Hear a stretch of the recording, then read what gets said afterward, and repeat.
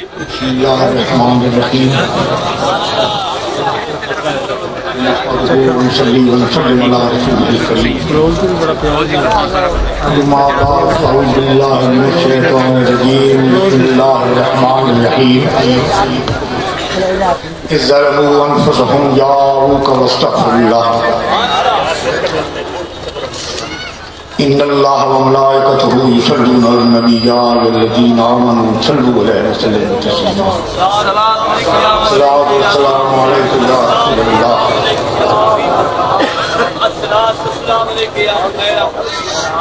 علماء کرام سردار اکرام معزز سامعین حضرات، میرے بھائیوں، عزیزوں، بزرگوں، بہنوں، بیٹیوں، سب کو میری نیاز ادا و سلام۔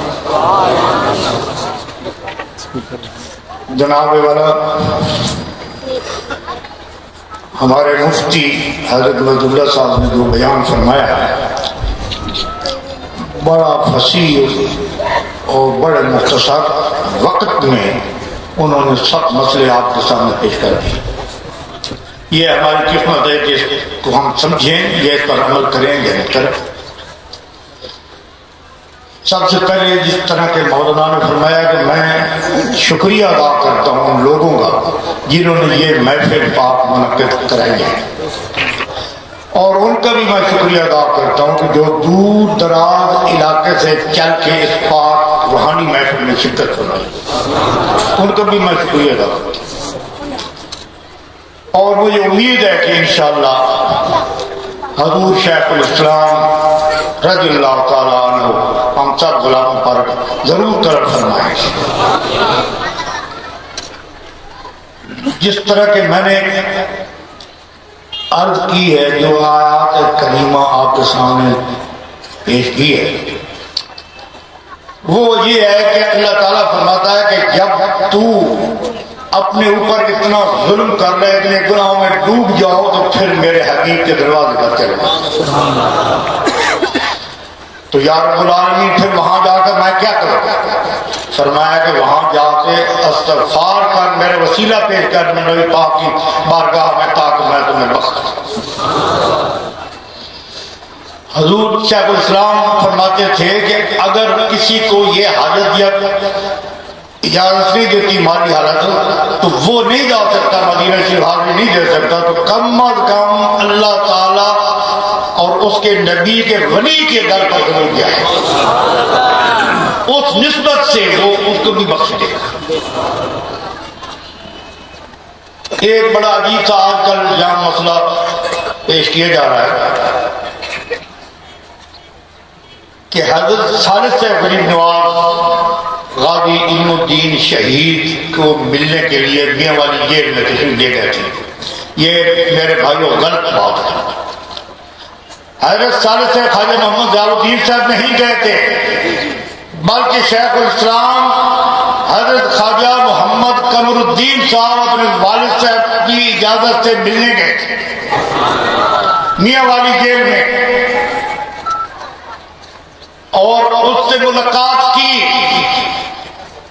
اس نے عرض کی کہ نواز واپس شاہ شریف جا کر حضور حضرت صالح صاحب غریب نواز کی خدمت میں یہ عرض کرنا کہ اللہ تعالیٰ مجھے ثابت قدم رکھے، اور جو میں نے نبی پاک کے دشمن کو ہلاک کیا ہے اس کا صلہ مجھے روز ادا کرے۔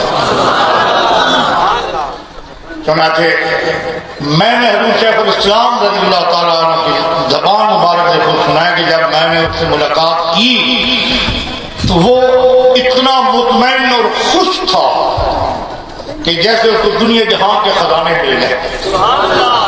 اس نے جو اس کافر کو قتل کیا تھا نبی پاک کی محبت کی وجہ سے قتل کیا تھا، ذاتی دشمنی اس کو نہیں تھی، تو اللہ تعالیٰ نے اس کو یہ اجر دیا کہ جب وہ شہید ہو گیا اس کو پھانسی دے دی گئی،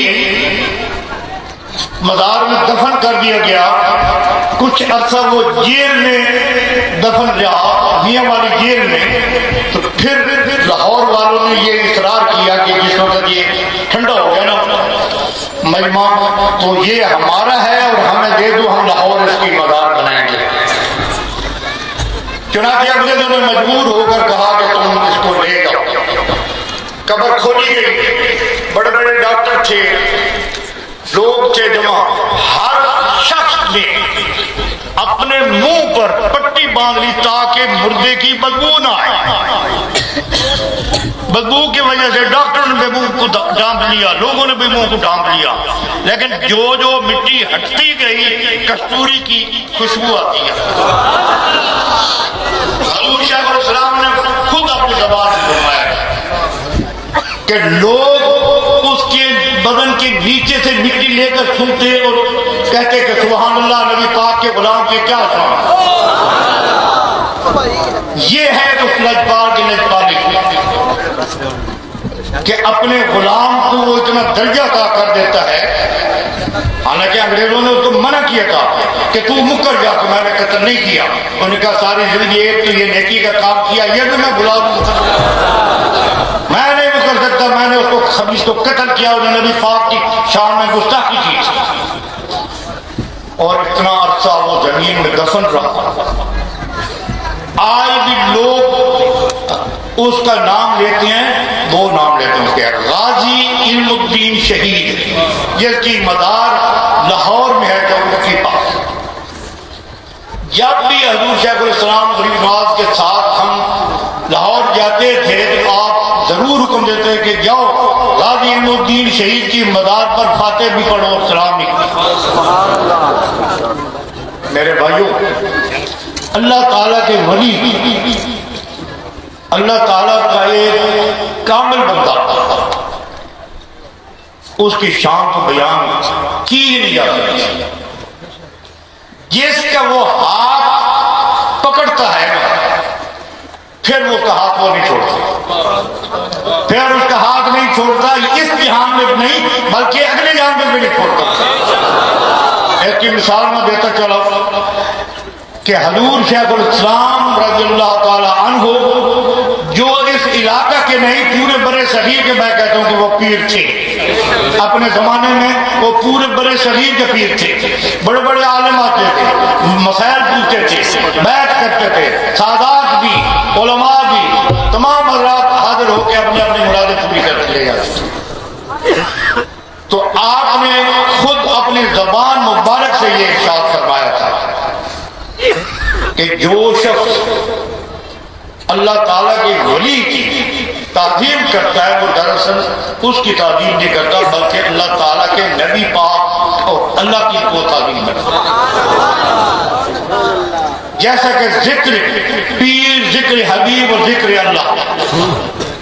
اور میں یہ بھی عرض کرتا چلوں کہ حضور شیخ الاسلام غریب نواز نے اپنی زبان مبارک سے یہ ارشاد فرمایا تھا کہ جب ایک مرید جو پیر کامل کا ہاتھ اس نے پکڑا ہو تو جب اس کو قبر میں اتارا جاتا ہے نا، اس کا استقبال اس کا پیر کرتا ہے، وہ وصول کرتا ہے۔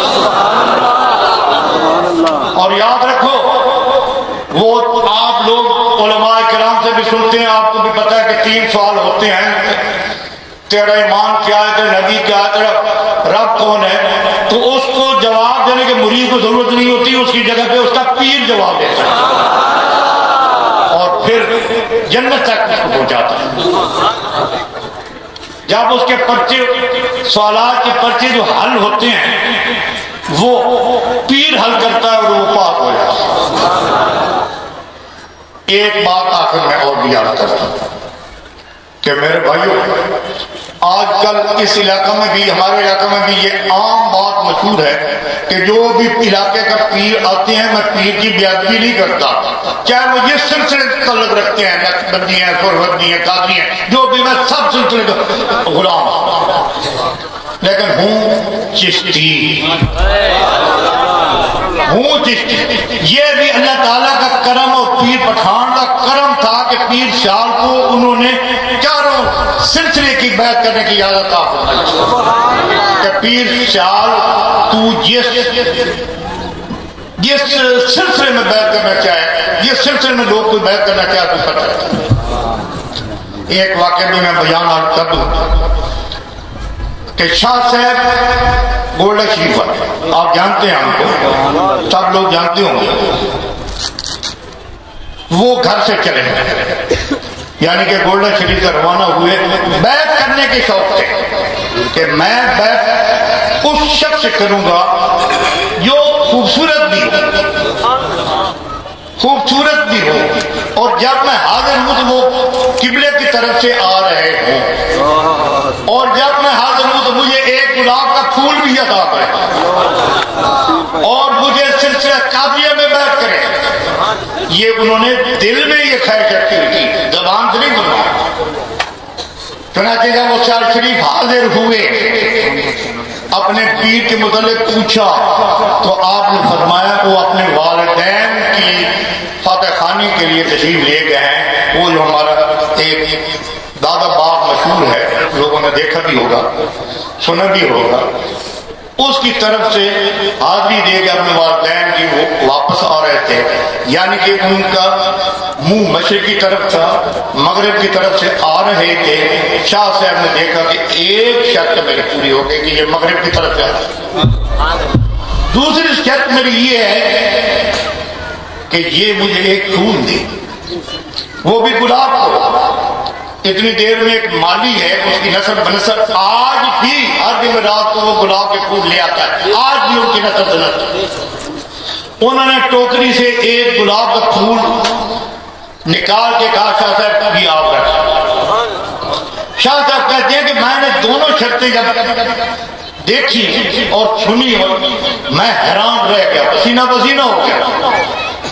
تری شرط آپ نے خود فرمایا کہ شاہ جی میرے پیر کا مجھ پہ اتنا کرم ہے کہ میں جس سلسلے میں کیا بیعت کر سکتا ہوں، چلو میں تمہیں قادریہ میں بیعت کرتا ہوں، لیکن سلسلہ چشتیہ بڑھانا۔ تو میرے بھائیوں، یہ سب نبی پاک کے غلاموں کی شان ہے کہ نبی پاک خود ان کے سر پر دستار بھی رکھتے ہیں۔ آپ نے نوری مسجد سنی ہے نا، بہت چارچی بہت سارے لوگوں نے سنی ہوگی۔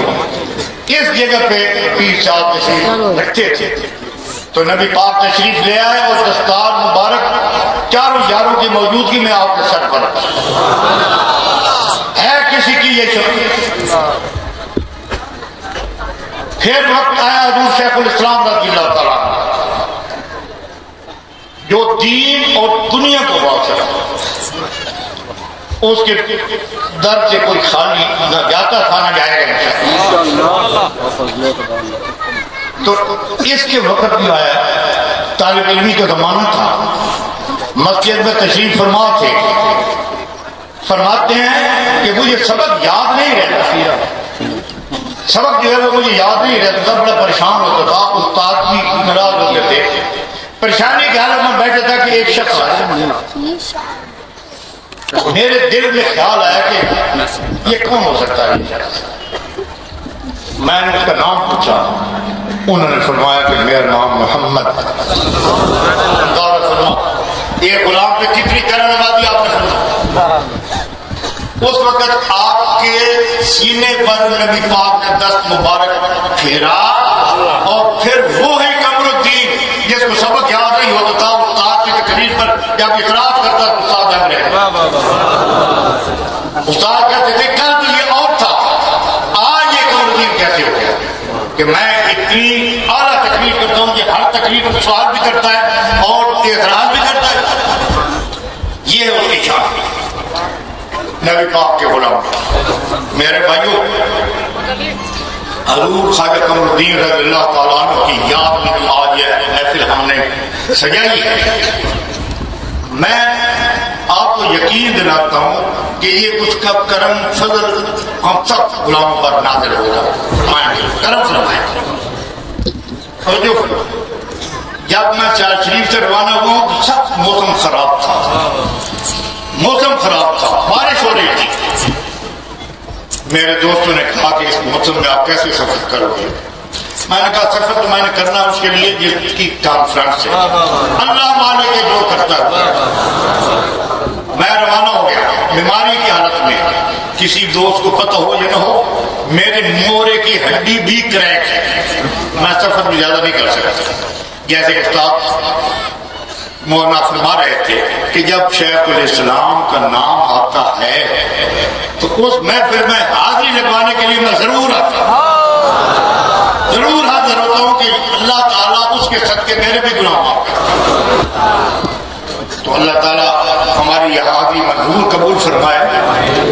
اللہ تعالیٰ ہم سب نبی پاک کے یاروں کی، اہل بیت کی، صحابہ کرام کی، ان کے ولیوں کی غلامی نصیب فرمائے.